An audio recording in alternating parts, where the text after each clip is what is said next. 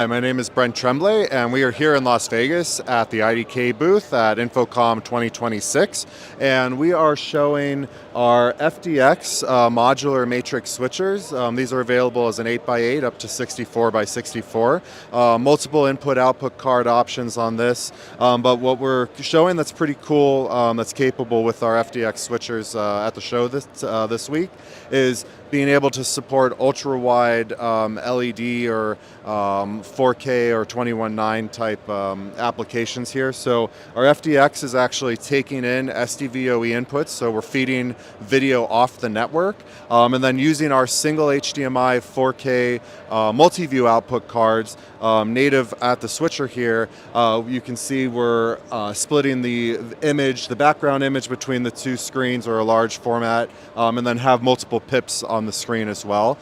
So what our FDX is doing is keeping everything synchronized, so you're not going to have any ripping or tearing on those images, and everything's customizable, so users can change layout options, size, position, anything like that. It's total customizable, so you can create whatever layouts you or your customers want.